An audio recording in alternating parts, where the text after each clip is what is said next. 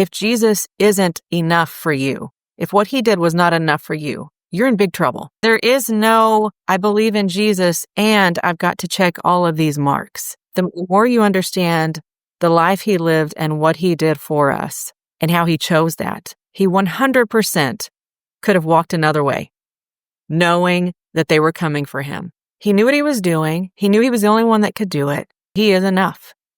And it means that we're not.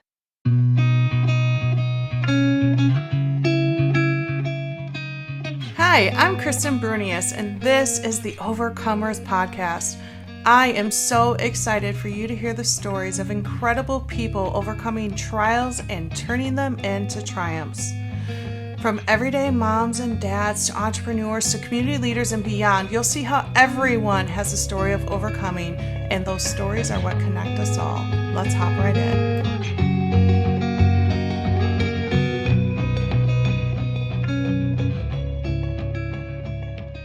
Hey everybody, welcome to the Overcomers Podcast. I am Kristen Brunius. I am so happy you are here today. We are so lucky to have Kimberly Christian come on from Texas, and I told her that she has the coolest name, and I hope someday she has a Kimberly Christian podcast because her name really epitomizes who she is, and I think you guys will get that. We talk a lot about mental health, how Satan loves to distort things, and you'll get it all in the episode. I really hope you walk away with some awesome tools in your toolbox. And speaking of tools in the toolbox, one of the things that we talk about a lot in here is how, as someone who, my career is supplementation and hooking people up with some high quality supplements, I really emphasize in there that they are not a magic bullet. They are a tool in the toolbox, but they are a tool that really helped me a lot, along with mental health therapy and reading my Bible and going for walks and long talks with my husband and good friends and all of the things. And they all come together as pieces of the puzzle. And if that is something that you're looking for, because yes, when we are struggling with mental health, we do have to pay attention to different things like, our progesterone level, especially those of us in perimenopause, and vitamin D and vitamin B, and all of those levels do matter. And sometimes supplements can make a huge difference. So if that's something that you're interested in, check out this website that's posted right here. It is soulnaturals.com. My name is Kristen, so soulnaturals.com/Kristen. Click on packages. And I would just suggest that everyone starts with the sample pack. I always think that that is the easiest place to start. You get 7 drinks as a sample. It's 4 drinks. I'm actually drinking one right now. This is like our vitamin drink. You get that as well as 3 different types of protein. One of the proteins is a collagen enhancer. So check it out there, soulnaturals.com/Kristen. It's $14.95. It comes with a $15 code to use for your next purchase, so it's virtually free. So that is our first sponsor, and that is what I do every day. But if you guys have been listening to previous episodes, I just have to say a giant thank you to you guys. And so I've just started the process of reaching out to various companies that I like and I believe in. And one of the first ones that I reached out to was Divi Hair Care. And the reason that I like them is because they're much more of a natural company. I forgot to take it out of my bag. And I am always trying to find something that's more holistic. I have Hashimoto's. I'm, trying to get my hair to grow and to fill in. I was losing a lot of hair and just had a lot of issues. And so that's something I've been looking around for. And so I just fell in love with the story of the founder having alopecia and losing some hair. And that's pretty much how the company started. And I love the fact that she's a Christian too. So Divi Hair Care is our second sponsor. This is the dry shampoo. First of all, I just love how it smells. It literally smells like a salon type dry shampoo. And that was the first product I bought. Now I have the shampoo, conditioner, the hair serum. I'm trying to think if I have any other products. So I announced this the last couple episodes, and the website is diviofficial.com, and then you'll use the code HolisticKristen. And that just came out. So I'm recording this on Saturday. And I just posted or just announced that on Wednesday's episode. So it's only been a few days now. And my goal was to use these different sponsorships to help to pay for the cost of producing this podcast. And you guys stepped up to the plate. I just checked this morning, and this week's episode, in just a matter of a few days, is already covered, just from the Divvy sponsorship. And I just, I didn't really know what would happen with it. I just threw it out there. It's a company that I like, and you guys just stepped up to the plate, and I cannot tell you how much I appreciate that. It is a joy for me to be able to do this, and I love doing it, and I would do it either way. But to have the opportunity to hook you guys up with some amazing products that also just comes to help cover the cost of the editing and the program and all the other things that come alongside this podcast, I just feel super, super blessed. So thank you for supporting the things that we're doing here. So Divvy Hair Care, you guys are awesome.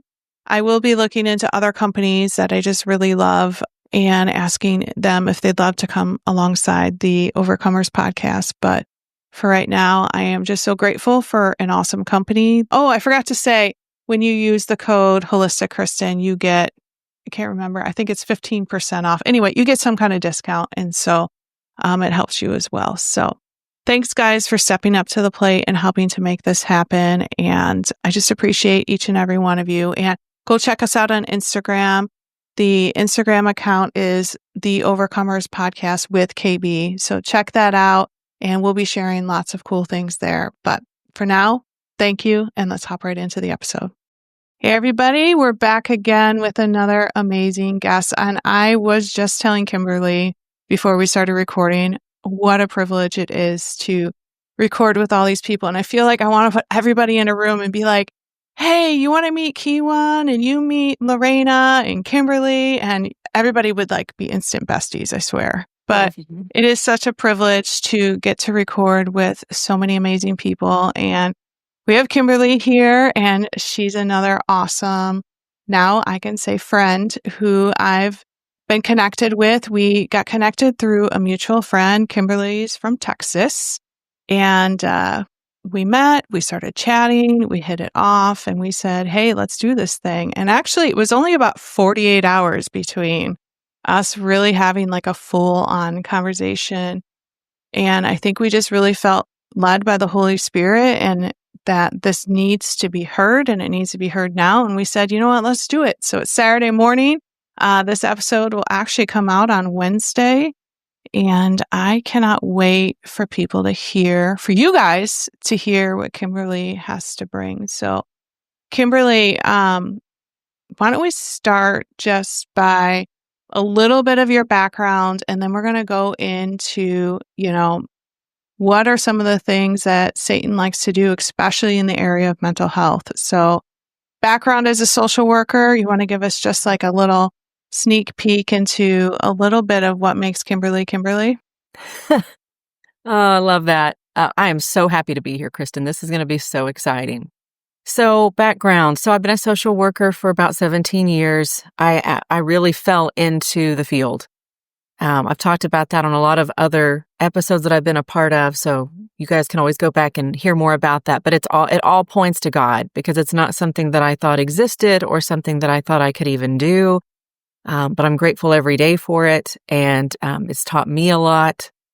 I have a massive passion for bringing mental health and Christianity together. And I've always known that, but I really had no idea what God was going to do with it. Yes. And it was funny when she told me that. I had at the time of our conversation, I think maybe a day or two before, I had put up a Facebook post saying a very similar thing about the wellness industry as what you were saying about the mental health industry, that one of my, I don't want to call it a frustration, but maybe that's the right word, of the wellness industry is they're like, do the red light and do the foot detox and take the supplements and wear your weighted vest and get 10,000 steps a day and take your supplements and do this, that, and the other. But what they're missing is Jesus. And Yes. I want to scream it from the rooftops, Yes. And you told me that you sort of had a similar experience as a social worker / mental health expert. For years. For so many years. yeah, that's one of the many things that we realized we had in common is coming at whatever our love, whatever our approach is, and realizing that yes, these things are helpful and useful, and they do bring help and even healing in some areas. But I know for me, what I noticed over and over and over is that it seemed so temporary. Not in that moment, of course, because the person that I had been treating, I worked in all levels of mental health for years before officially going into private practice and staying in private practice. I would see people that were at their lowest point, coming in with this desperation of, basically fix me. I don't know what's going on, but I need help and I can't keep living like this. And I've lost my job and I've lost my relationship and just awful things. And we would piece it back together and I would teach them a lot of skills and they were incredibly grateful and thankful. But many of those people would come back through months, even years later because of what you just said. They were not believers. Or if they were believers, I didn't have the capacity at that time working in that kind of secular part of our field to be able to show them how to integrate that. And so they would still see it as this compartmentalization. I can go to church and I can get back in serving and all of those things, but my mental health has to be way over here. I'm not going to tell people that I was impatient for self-harm situations or addiction or whatever it was. I'm not going to tell people those things. And so it just remained separate. And what I do know that I can look back now with complete clarity is that always grieved me. I literally thought there was nothing I could do about it because here I am in this field being told this is how you're supposed to treat people. You don't bring these two things together. But it just always grieved me because for me, I was always seeing this connection. I was always seeing that whatever I was telling them reminded me of something, not my faith. When and how did you change that approach? Well, have you heard people say before, like that they've had a 20-year success story? Because that's kind of how I see it. Tell me more. I want to hear this. Well, it was not just like overnight. I just decided, oh, okay, well, I've had enough of this. And I'm just going to scratch all of that. I'm going to do things my way. It was over and over and over in different capacities, I represent a lot of stories. After 17 years of treating people, I have a lot of stories in my mind and in my heart of what I've helped people walk through. And it's just been like collecting, and I guess I got to the point, which a lot of people I know can relate to, during COVID. A lot of things were going on then, some of it related to COVID. My husband and I did get really sick, but some of it had nothing to do with that. It was just the job that I had at that time. But God did some absolutely miraculous things in a very short time because that's the God we serve. His timeline, our timeline, not on the same page, which I'm grateful for that. And in a very short time, he brought us out of that illness. And my husband decided to take on a brand new job. I left my job where I was a director of therapy for years, had kind of built up that part of the company to just scratch it and start all over. Just to go back into private practice and, most importantly, to do things the way that I felt God was really saying, you know what therapy is supposed to look like? It's supposed to look like me. It's supposed to look like me serving people. And I tell you, a leap of faith. This was a really good job I left. And I was going to leave that for seriously the unknown in the virtual world that I had never done before. Yeah, those decisions are so scary. And there was a couple of things that popped in my mind as you were talking. First, I was thinking to myself, boy, am I lucky that I had the opportunity to have Christian therapists who would sit and pray with me, because I don't count that as by chance, because that's what I needed at that time. And I hearing you say that, I realize how blessed I am that I was able to find someone who was pretty much you. But also I was thinking about, when I interview people, there's a lot of people who have that like transformational moment where it's like someone who's addicted to heroin and all of a sudden is like, I'm done. And they're done. And then they never go back to it again. Or they lay on their face and they pray. And I'm thinking of Matthew Fry, which was a previous episode. He pretty much was like, God, I'm done. And just the craving was gone. Or, and those are just examples of addiction, but even just in other stories that I've read or heard where they just have like this instant transformative moment. But for me, I'm so much like you, where I compared it to like, carving the statue of David, where it was like, okay, we're doing little, like 1,000 little cuts. And eventually, we're starting to see the face and then we're starting to see the arm. And like, I don't know if it's stubbornness or if it's gentleness on the Lord's behalf that he takes his time with me, which it sounds like he also does with you. But it's just like, he's like, I'm going to nudge you in this direction, but I'm not going to tell you the whole story yet. I'm just going to nudge you here. And then I listen. And then I'm going to nudge you here. And then I listen. So it sounds a lot that you're a lot like that too. 100%. Oh, Yeah. 100%. Because for me, it was about really learning obedience, like blind obedience. It was learning about what faith really looks like. When you can't see the next step in the staircase. It was experience was a huge thing, because what I didn't mention about this part of my story is that so much of this vision that I was seeing, that I was going to do something really big. I have no idea what that even meant. I still don't know what that means, but I know that in my mid-20s, so right when I was starting graduate school, I had this really strong feeling that I was going to do something really big for him. And then when I got married and I took on the last name of Christian, all of a sudden that came together too, which is what you and I were talking about before. He spoke to me very clearly in a way I had not known before and was saying to me, you need this last name. It's not just that you like this and that you prayed for a Christian man. Like, I need you to have this last name. And it was just like, what? And I had to hang on to that for literally 20 years, not knowing what that really meant until last year. I launched the Christian Method, which is my online course.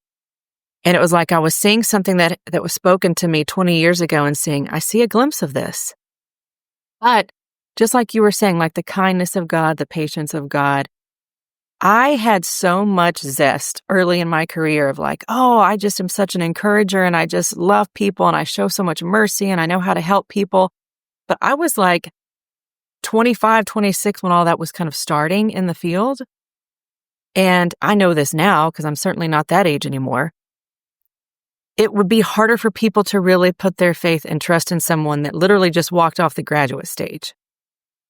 But now I can say I have almost 20 years of experience, in treating people and being a believer much longer than that God knew I needed that. I didn't. I was like, you tell me something and I'm ready to run the race. Let's go. Really? But Yeah. It was so not what he wanted me to see, was that, and you were saying this before, if he told me the whole thing, I don't know what I would have done with that. Like, would I have freaked out? Would I have, tried to run way too fast and jump into something that I wasn't ready for, or invest in something I wasn't ready for? I mean, I'm just glad I don't have to know that. I know. And I just had someone who's I feel like I use the word mentor lightly. And when I say mentor, like, these are usually women in my life who have gone before me or speak wisdom into me. And so I have a lot of mentors. And she said to me recently, she said, Kristen, obedience to the Lord is waking up every day and saying, what do you want me to do? Yes. And, I have realized how controlling I am the last few years. Anxiety is typically control, like, you want to know. And so if you don't have control, you get all anxious. And I have a pretty severe history with anxiety, and learning to follow that and go to bed and wake up and say, Lord, how do you want me to handle this today? Do you want me to, approach this? Do you want me to be quiet? Do you want me to work on this project? Do you want me to, Lord, what do you want me to do every single day? And also the other phrase that I've really been loving lately is, I don't need to know that today. I don't need to decide that today, you know? And And I'm mm, just I don't need to make a decision on that today. I'm going to just go ahead and pray, and I'm going to leave it at the Lord. And so I think you and I are a lot alike in that yes, way. Yeah. absolutely. Yeah, that is such a mindful approach. And I was talking about this recently in a different interview that I was doing, that a lot of Christians hear that kind of approach or that word and they just, there's a little bit of panic that comes on of like mindfulness, that doesn't sound very Christian like. I disagree with that. I think that's 100% something Jesus modeled. And it's very, very appropriate for us to look at it in terms of today. What do I need to do today? It's like seek first the kingdom of God and his righteousness, and all of these things will be added to you. So the first thing he's asking is that we're always coming to him. What do you want? I mean, I have my own thoughts and my agenda, but I'm a human. I'm so imperfect, and I don't carry the weight of the world on my shoulders. I have a very tiny view of my little world and my little family, but he's over everything. And so submitting to that, it's always better. Always It's better. And always better. he's got great big shoulders. Sometimes when I think about God, I just envision like this father-like figure with these giant shoulders, and he's carrying a bunch of kids, and he's got one like on his head, and he's just like, I got this. No big deal. But Right. and I Right. think that kind of leads into the first topic that I feel like I learned a lot from you in the time that we were together. And that was when we were talking about distortions. Mhm.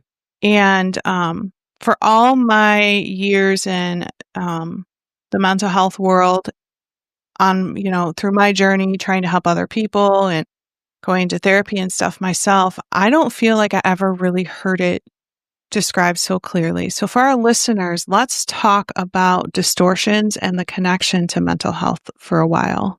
Does that Mm. sound good?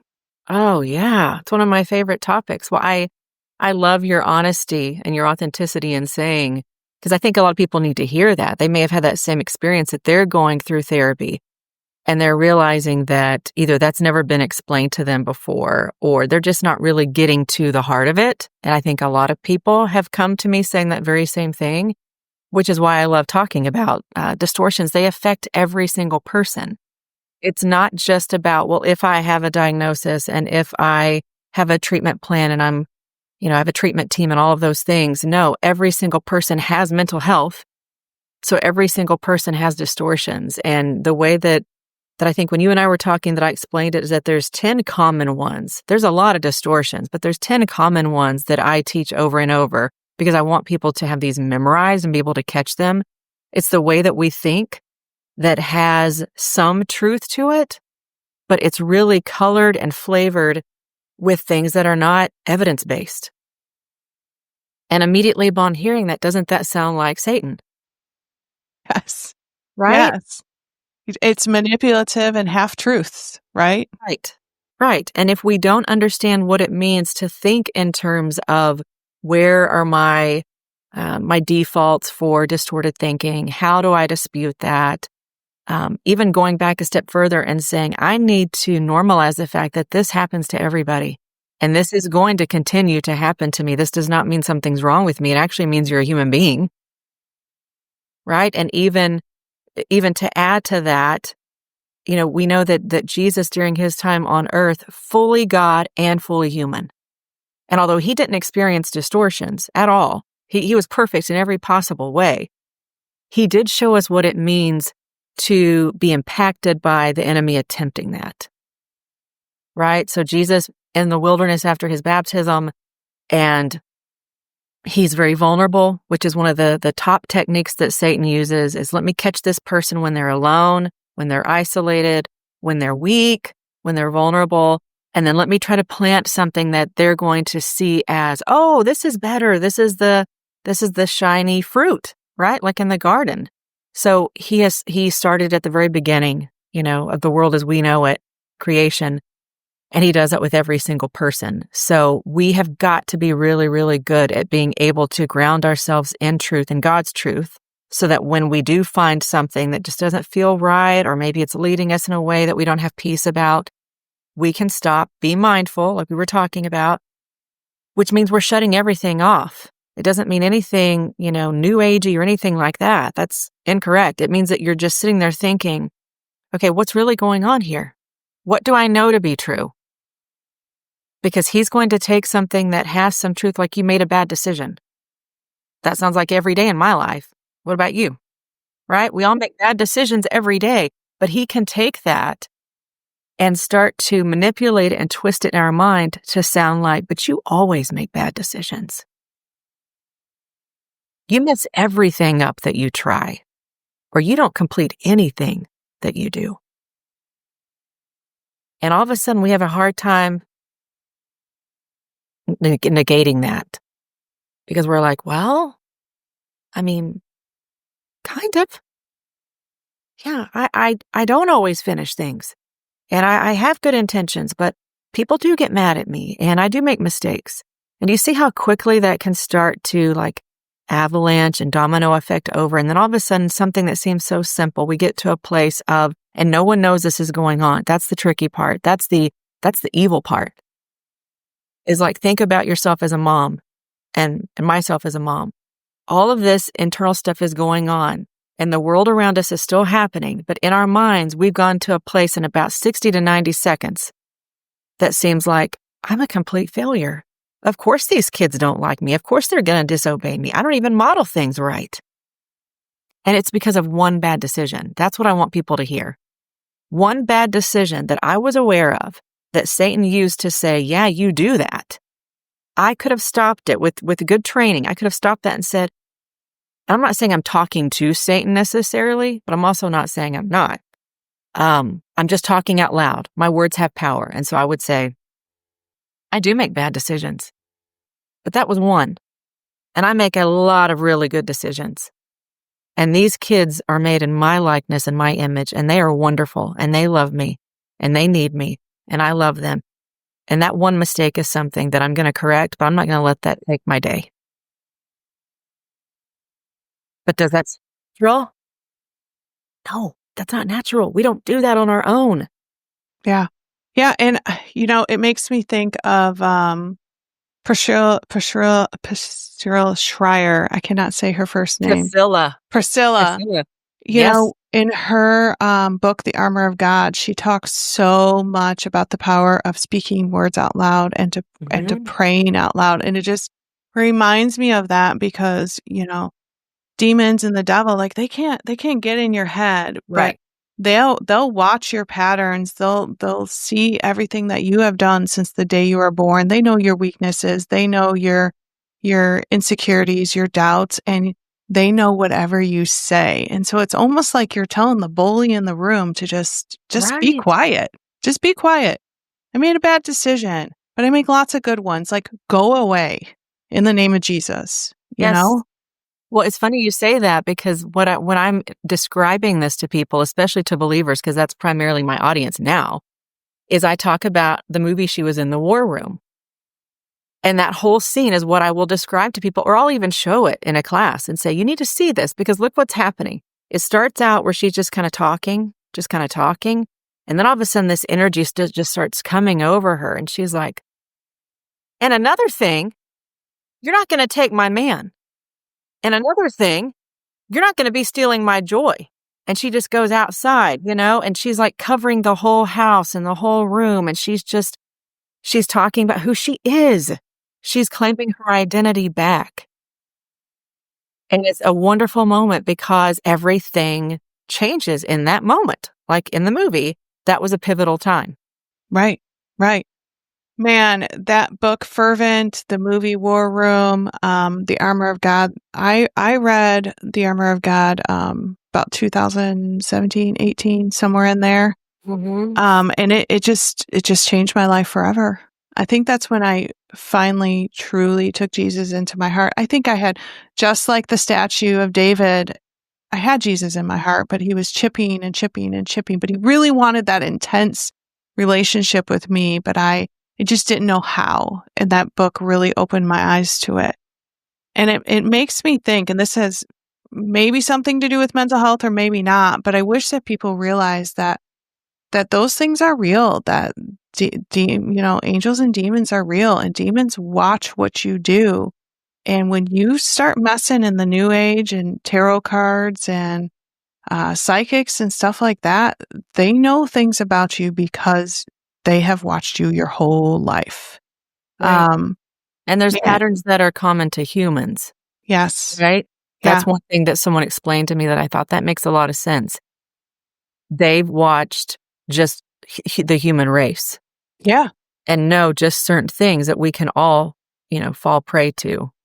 100%. And you think that you're not a routine person until you have a dog. And I say this because, like, I wake up in the morning, I make my coffee, I sit down and I do my devotions, and then I usually drink 2 cups of coffee in the morning, and then I go upstairs and change my clothes, and that's when I usually take my dogs for a walk.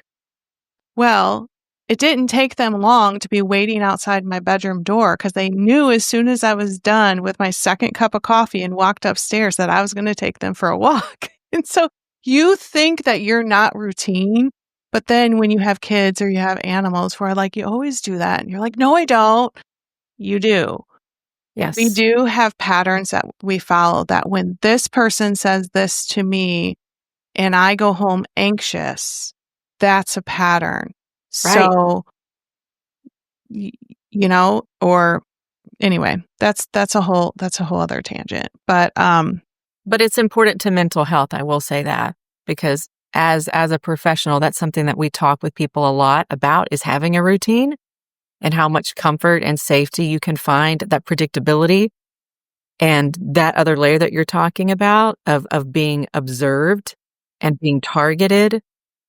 You see how that's also like a manipulative, distorted way, because here we have someone like me saying, make sure you stick to your routine of what you eat and what you drink and getting activity and having social time and and having community and all those things. But yet that's the very thing that the enemy is also paying attention to. So you just have to be very careful about when you're participating in that routine, or you get out of that routine, probably even more importantly, that you are realizing that routine has purpose. yes. Yeah. I would agree. Thank you for connecting Kristen's tangent to the topic, because I do tend to go off. Always. I love doing that. So let's go back to distortion. So you mentioned that you have a list of 10. Did you want to list them off? Did you want to highlight a few? I can probably highlight a few. I think it Okay. might be boring if people heard me listing all 10 of them. I don't think it'd be boring, but I want you to do what would be comfortable with you. Yeah. Because I have my favorites. I have my favorites that I know really connect with our faith very easily and show a very deep dive into it rather quickly. Like when you were talking about reading the book, The Armor of God, and saying, I think that might have been like when I really, truly took my faith seriously and really invited Jesus into my heart. To me, what I hear is he became Lord and Savior. Right? And that's different. People that are believers understand that that's a different submission that you're giving him. And what I think about with that, and this is what's going to probably stumble a lot of people, is the distortion that's referred to as all or nothing thinking or black or white thinking. It's the exact same thing. It's exactly what it sounds like. It means that you're thinking in extremes, and you have a really difficult time finding the gray area, is what, as clinicians, we call it. But I would also break it down and say it's basically the difference between but and. Right? So at first, when you hear that first hear or first glance, you don't think, well, what does that have to do with my faith?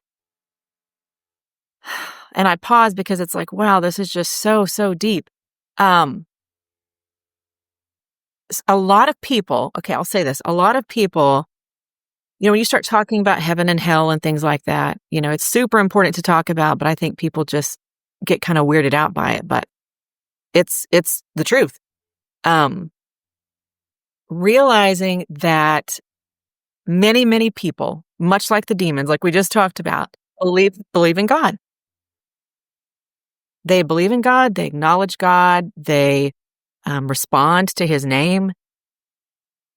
But it's a whole different thing to realize that what it takes to actually be saved. what you're giving up, your own will, your own desires, your own ability to save yourself. And so I guess what I'm saying there is you don't want to find yourself in the category of, well, I believe in God. Okay. Well, I'd say about 90 something. Is that probably accurate? I looked this up recently. Probably between 80 and 90% of people do. They acknowledge God, right? But acknowledging him and being able to say who he is and who he is in your life is very, very different. That's powerful. People need to hear that. Yeah. Because looking at, and this took me a long time to really piece it together and also have the confidence and the boldness to want to talk about it, realizing that the distortion was making it make more sense to me. Does that make sense? Like I was seeing it through this lens of, in some way, in some areas of our faith, we have to be black or white. There is one God. We have a monotheistic religion, right? We have 3 in 1. We have one God. There's many things, many doctrinal views that are like this. You have to see it this way, but there's a lot of things that you also have to be able to see the gray area. And what I say when I'm saying that, it means that you're able to say it's not just this or this. It's bringing together the and of. Let me think of a good example here. And if you have questions as I'm, going through this, then stop me, because that might even be easier if I'm responding to what you're thinking and what you're hearing as I'm saying this. Hey, everybody, interrupting this episode to remind you to go to our 2 sponsors website. The first one is My Business with Soul Naturals. Check it out at soulnaturals.com/Kristen. I would love for everybody to start with the sample pack. It is 7 drinks. It gives you an opportunity to give them all a try. It's $14.95. It comes with a $15 off your next purchase. So check it out. No risk to you. And second of all, go to divvyofficial.com. Use the code HolisticKristen. Try their dry shampoo. I promise you're going to love it.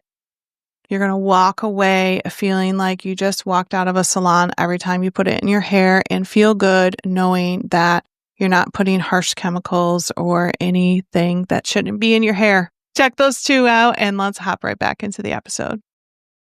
So I think what I'm hearing you say is that we don't have to be black or white, but we also don't have to be gray. That there are things that are black and white, such as there is only one God. And we can be black and white in that even the demons and Satan himself believe in God. Mm-hmm. But there are gray areas. Mm-hmm.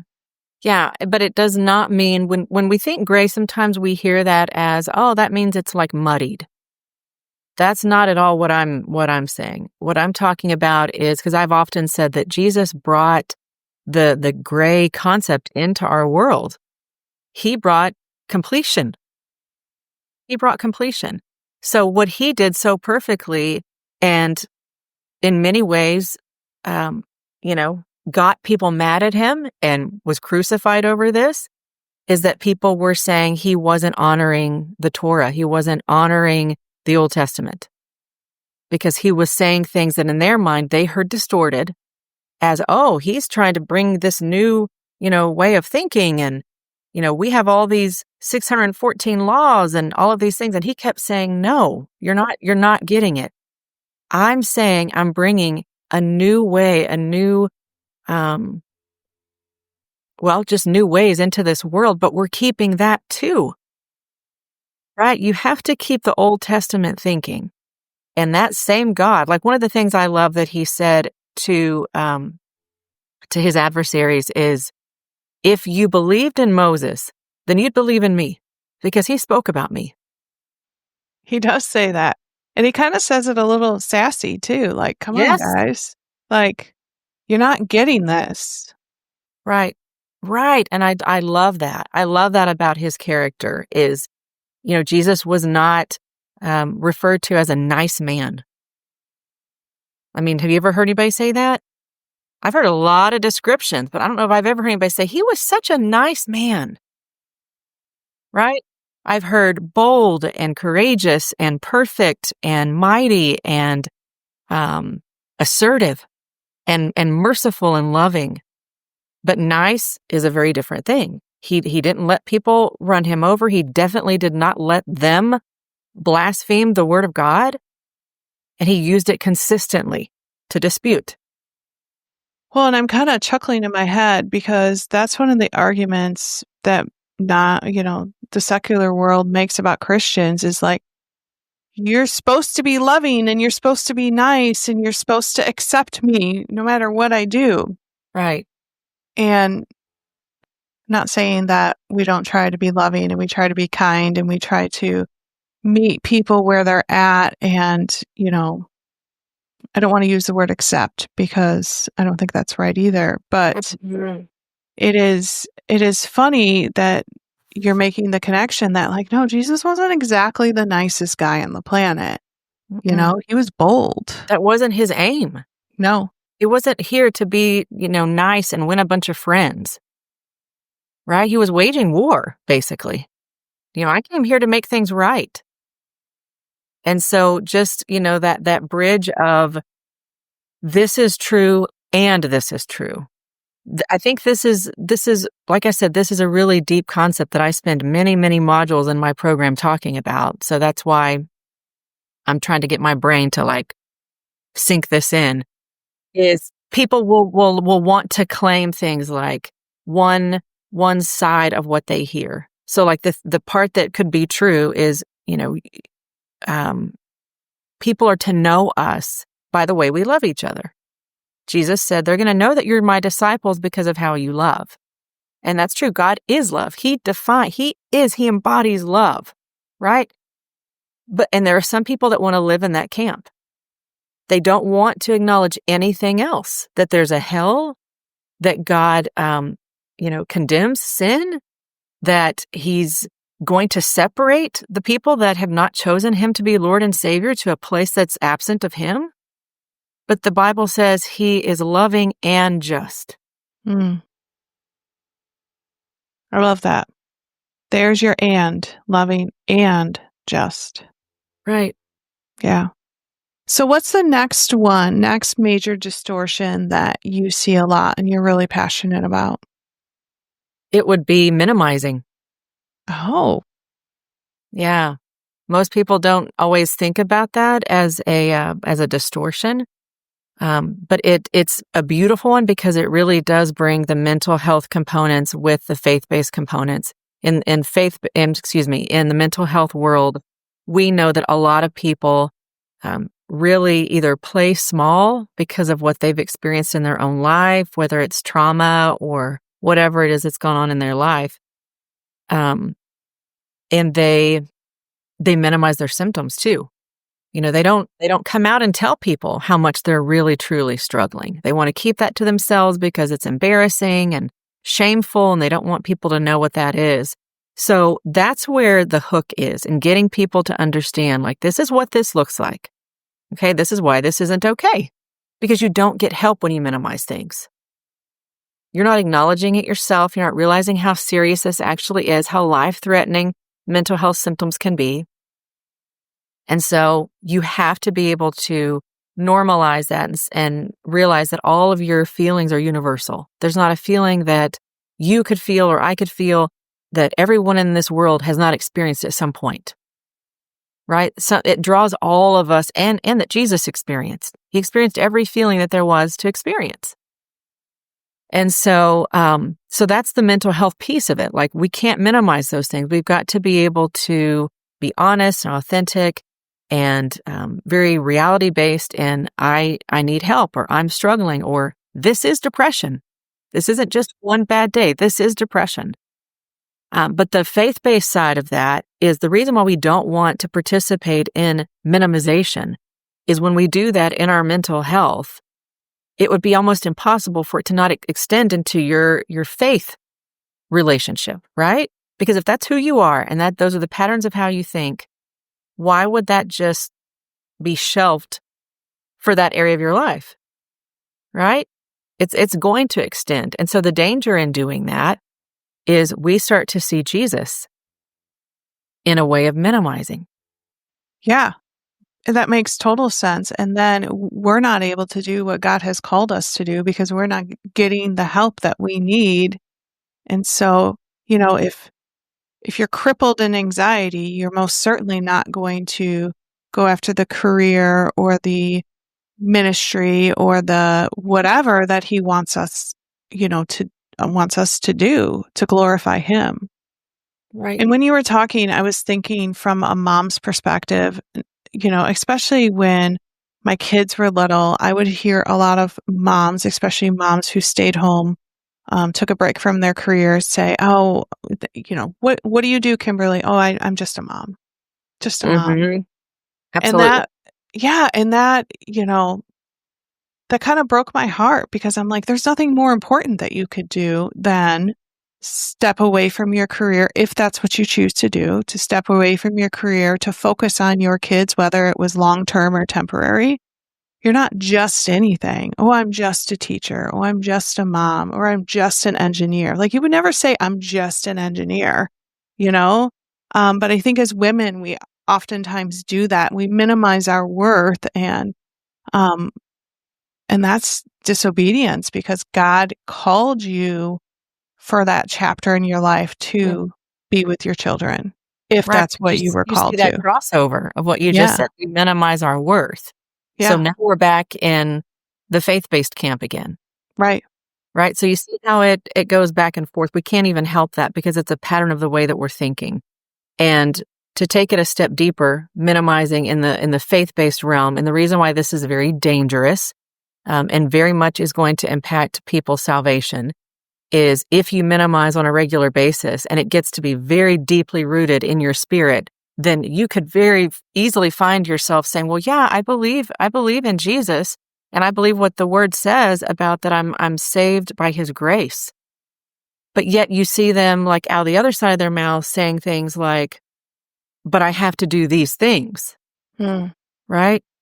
So that it can be good enough and big Right. enough I have and to earn it worthy enough. somehow. Absolutely. And they may really even believe that. Maybe they're even taught that in their faith background, their denomination. Maybe they're being told, you have to attend church somewhere every single Sunday. You have to be serving. The list goes on and on and on. But the point is, if Jesus isn't enough for you, if what he did was not enough for you, you're in big trouble. You're in really big trouble.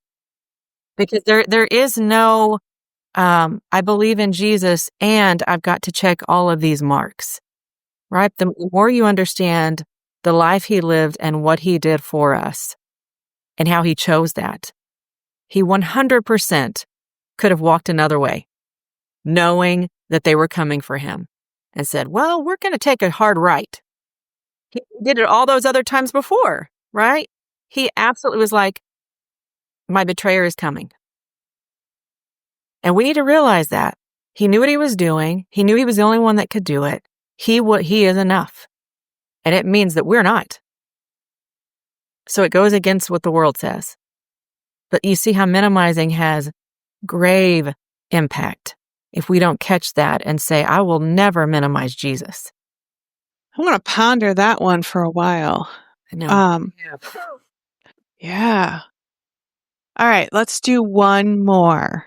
What's another distortion that you really like talking about and you see a lot? Should statements.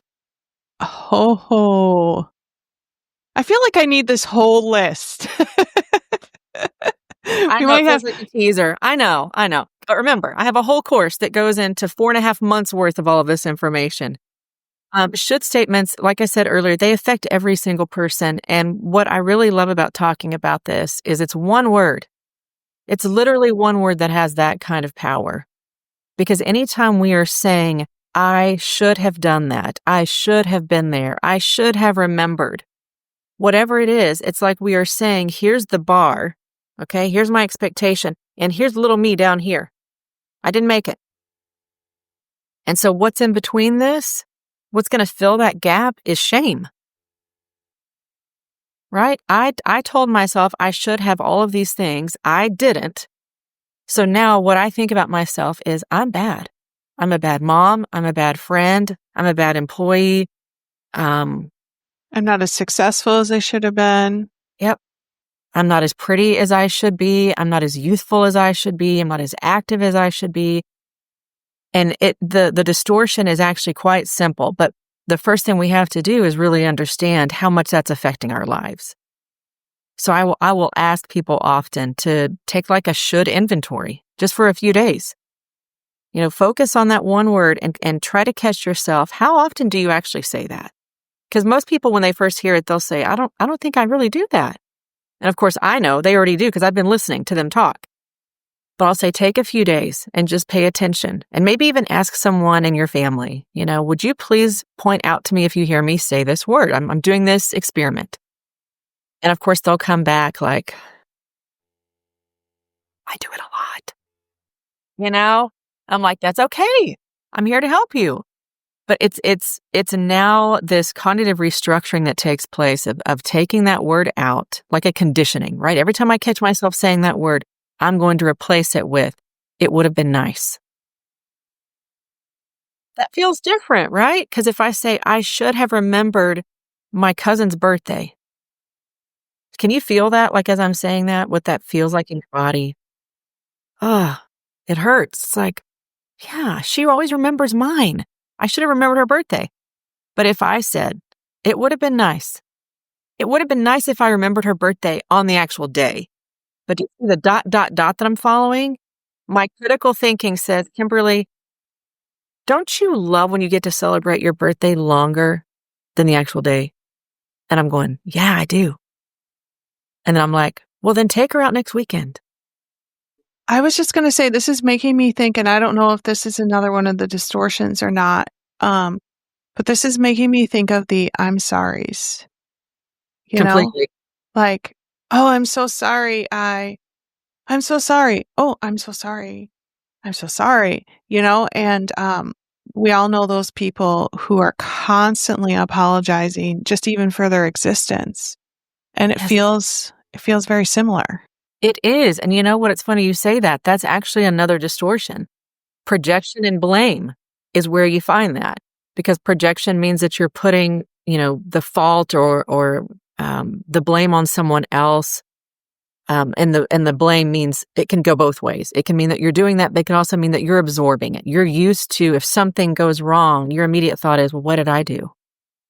How did I let that happen? It's just an automatic default. So you are the person who's going to say, I'm so sorry. And you know what helped me to work through that? Because, 20 something years ago, I didn't realize I was ever doing that at all, because that's how normal it is. One of my mentors in my field, she would catch me on that and say, what are you sorry for? And the more she kept saying that and like looking at me like I had to answer that, I realized I don't know. I don't know what I'm sorry for, because there wasn't anything I did. So again, it was that conditioning, knowing that you do it, catching how often it happens, and then working to replace that. What would I say instead? Right? Because it never, ever works to just say, stop thinking that way, Kristen. Like, that's not healthy. Just stop thinking that. Just push that away.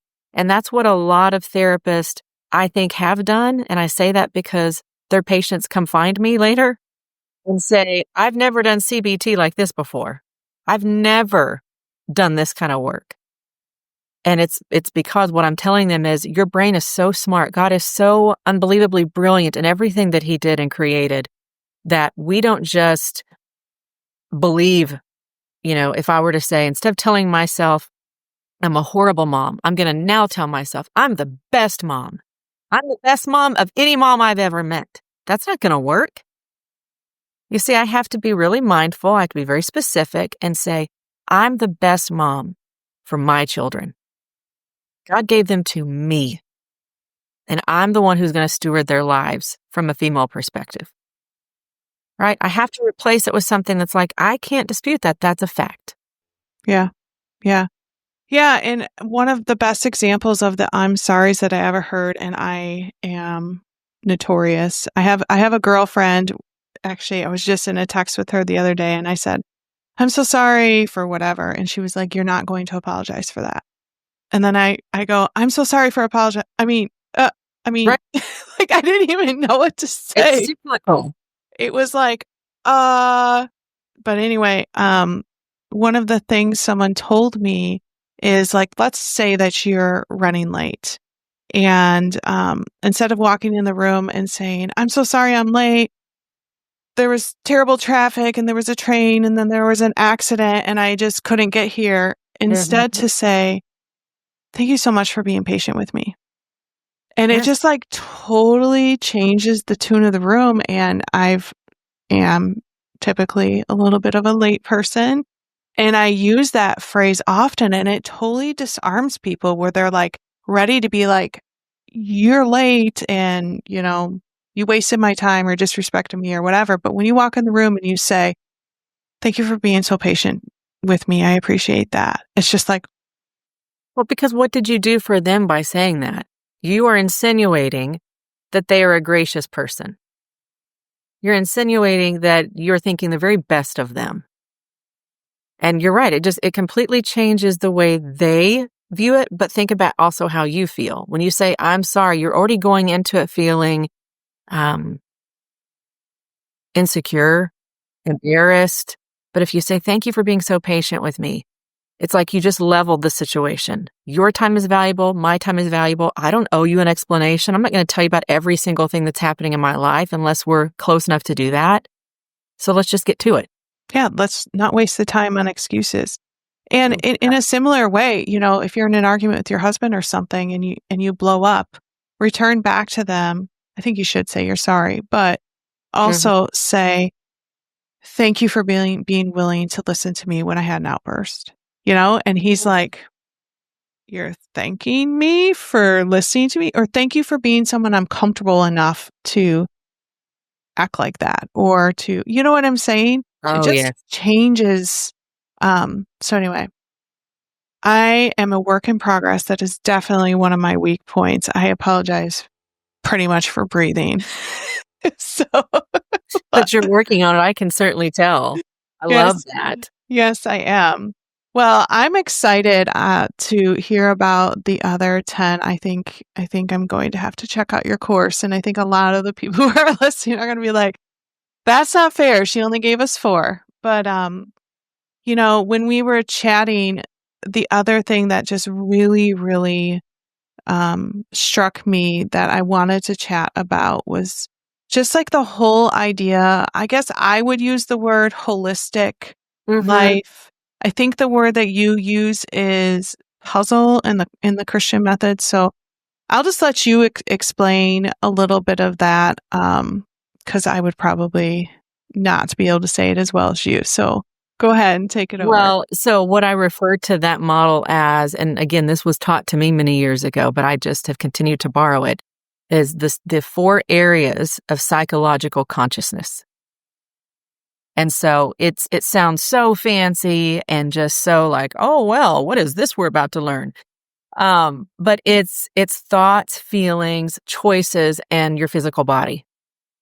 And it's just looking at it from that perspective of these 4 puzzle pieces that are all connected.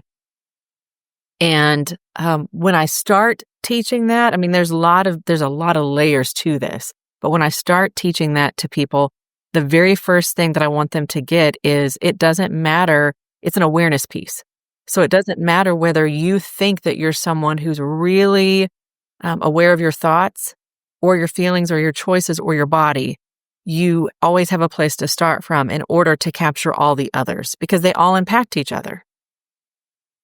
So the majority of people are going to say that they are feelings oriented. They know how they feel before they know what they think or what kind of choice they're going to make or what their body is saying about it. But our goal is to be much more balanced. Like if you can see a pie graph that all of the pieces are very, very equal. That's what we're going for. And it takes a long time to get there. But no matter where you're starting, if you are consistently realizing, like you talked about having a history of anxiety, I certainly have a history of anxiety. I still deal with it every day. Sometimes starting with, okay, how am I feeling? I'm feeling anxious. This is what anxiety feels like for me. Okay, great place to start. But if I'm trying to overcome that, and be successful and understand that better, have a victory, I'm going to ask myself, what kind of thoughts have I been having? Because here's the psychological piece that we're taught that is true, that is absolutely God inspired, is that our thoughts always lead to our feelings. There's never a feeling you're going to have that a thought didn't bring you to first. But the difference is, like I said, most people are going to say they understand and they're aware of their feelings first. They don't know that they have 60 to 80,000 thoughts a day. They don't know what the thoughts are in their mind. That's part of the exercise. But if you take the time and you just really sit there in that space, it definitely takes time. But you will realize you might have a thought on a consistent basis that sounds like, I'm not enough. I'm not good enough. I'm not smart enough. I don't measure up. I'm not like other people. My pictures on Instagram aren't as good as other people's. My posts aren't getting as many likes, any of those things. And that is creating kind of that scarcity mentality. And we can at least see outside of the biochemical side of mental health, we can see, well, here's where I'm participating. I am causing this anxiety because my thoughts most days are constantly in a comparison mode. But I have to catch those thoughts. I have to understand, I tell myself this. It causes this feeling. It causes this behavior.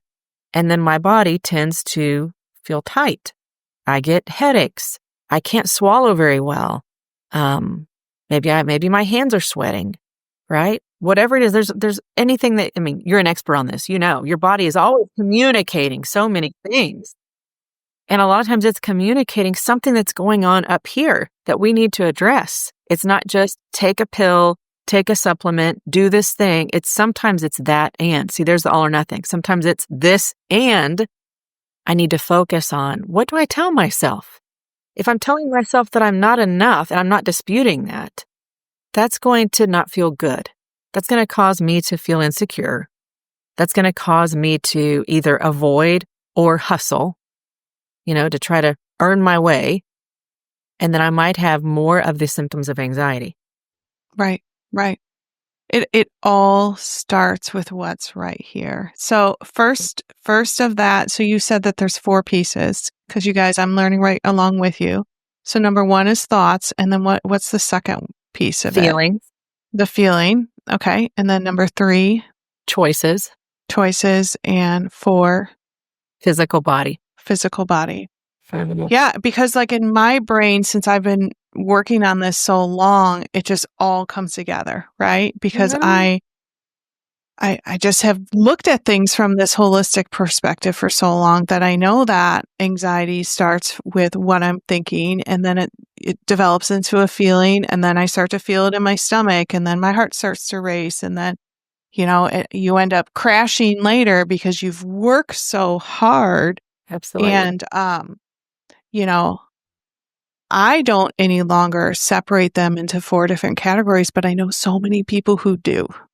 Mm-hmm. And as we were talking about earlier, being in the supplement industry, I want to help people so badly. And I try my hardest, but it is not ever going to be a magic pill. Mm-hmm. This right here, it is super calming, but it's going to aid my body to calm down, but I also have to work on my thoughts. And I also have to pray over it. And I also maybe have to go for a walk or talk to my husband or, change my scenery. It's a lot of other things. It's like what you were saying with that distorted thinking, the but and. And it changes things so much for people when they have, just like we were talking about distortions before, when you have a name for something, what I've noticed is it really takes away the shame. Is teaching those 10 distortions to people. And I've had this wonderful, blessed experience so many times over the years that people are like, all of a sudden they feel seen and known. They're like, other people do that?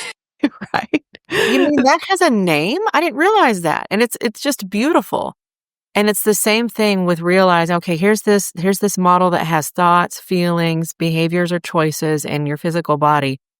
And they start to see, wow, so I could actually problem solve some of my issues and not have to run to the next professional every single time. Like I can self-soothe. I can be self-reliant. Doesn't see it's another and. Doesn't mean you don't go to the doctor. You need to go to the doctor if you need to go to the doctor. And you need to be able to make sure that you're looking at this connection so that you are at least building an independent spirit of like, I don't have to go to my therapist every single time something is going wrong. I know I can figure this out. Let me just look at this for a second. And if you have a lot of negative thinking, which is very common with depression in particular, then you are going to struggle a lot. With anything that goes on, you're going to be more prone than the other person would be to see something less than, or negative, or incomplete, or impossible. And so catching those things is really half of the battle. Yeah. Yeah. And as you were talking, I just was marveling in my head about how beautiful our bodies are. Mm-hmm. Just God made us so intricately, and even just thinking about like the functions of the body that, when we are stressed, all of the different hormones that come into play with cortisol and progesterone, and, we burn through vitamin D and we burn through B12, and, so then we think, oh, I got to supplement with those things, which is true. Like, Yep. that's fine. But also let's backtrack. Like, why are you burning your cortisol and your progesterone and your B vitamins? Which goes to exactly what you're saying about like the choices and the thoughts and the feelings and the actions, because God created our body and so intricately that when we are in times of stress, He has certain things in our body that go up and things that we burn through and things that we need to replace. And, if the lion is chasing us, of course, our brain's going to say, run. It's doing what it's supposed to be doing. Right. But if we live in a constant state of fight or flight, then we got to stop something, because yes, our body's beautifully made and meticulously made, but it's all of those things all together. And I think He's pretty cool for doing that. And causing us to need to be aware of it, to work in alignment with Him. Right? Like I told you about those 4 pieces, of course, but then like the middle, it's like a lens that would go on the top of that kind of circles, that brings all those 4 pieces together, would be faith. And it's saying all of those areas impact your faith, and your faith impacts all of those areas. So if you're really struggling in your faith relationship, you are probably thinking God is not near. You're probably thinking God doesn't care about your details, or He is holding something back from you. You're feeling angry, disappointed, frustrated, lonely, doubtful. So your choice would be, well, I'm going to pull away. I'm going to withdraw. I'm going to isolate. I'm going to, not engage in my community. And then as a result, you'll see signs of depression coming on. Your body starts to feel heavy. It starts to feel pain in different areas. You just lose your motivation, your energy, all of those things. So just like taking it all the way back full circle to what we talked about in the beginning is there is no healing outside of Christ. And yeah, there just isn't. So but when you incorporate Him into that, it changes the whole way that you work through whatever the issue is. You're always consulting Him. You're always thinking about, how does He want me to think? How does He want me to see myself and my body? Mm-hmm. And how does He see me? Mm-hmm. Because sometimes we forget that in our deep, dark moments of, He loved us from the time we were in our mother's womb. Mm-hmm. And He knows the hairs on our head, the little details, the things that we love, the things that make us nervous. He probably laughs at some of the dumb choices that we might make, but He knows the reason we're making them, because He's written the whole plan. Right. Yeah. He really, really designed us in just such a beautiful way. Well, I think that is a great place to wrap it up. If there's somebody who's listening to this today and is thinking, okay, this was a little bit over my head, how can you encourage them today to, just to step outside the typical box and to realize it all starts with faith? Mm. Well, I can relate to that. First of all, this dream, this vision that I was expressing that I had for many, many years, it was weighing on me so, so heavily because it felt so overwhelming. And I, like I said, I wasn't hearing these specific steps that God wanted me to do. And the still small voice came and just was saying, just start somewhere. Doing something feels way better than doing nothing. And I knew what the doing nothing felt like, at least in that part of my life. I mean, I was still blowing and going in every area of my life, but this dream, this thing that I wanted to keep or start getting in motion, but I didn't have all the pieces yet, felt so overwhelming. And God literally just said, you know that starting somewhere or start doing something feels better than doing nothing. And so that's what I would tell people is think about what is the one thing that I could break this down. Maybe this does feel overwhelming. Maybe this does feel like I don't even, here's where the distortion could come in. You can immediately think, well, I probably can't afford that. I probably can't work with that person. I mean, she lives in Texas. Don't make assumptions. Here's another freebie, people. Assumptions is another distortion. Don't make assumptions. Just start asking curious questions. I offer a free assessment for anybody who's just wanting to know, what is this about? I've heard you talk about this course. What is it like? Would I even be appropriate for it? I've assessed all levels of care. I promise you're not going to walk out of it and not have something. If you're not appropriate for what I could do for you, I'll find something for you. But just take that next step. Don't think about the whole piece. Don't think about how long it's going to take in your life or do I have time for this? That's where the enemy is going to try to talk you out of something that could be very life-changing. I think that's a great place for anybody to start. Well, Kimberly Christian, it has been a pleasure. Likewise. Thank you. Thank you, thank you, thank you. This was like one of the fastest hour episodes ever. I know. I just looked up and I was like, oh, we're already at an hour. So just appreciate you. And I hope people connect with you. Where can they find you on social media? Kimberly Christian LCSW is my handle for a lot of things like Instagram. I have a community Facebook group that's Belief-Based Healing Hub. I have a YouTube channel that's Kimberly Christian LCSW, and that's also my website. My website is a great resource for reaching out to me directly, looking at my course, reading testimonials of what people say, and that's www.kimberlychristianlcsw.com.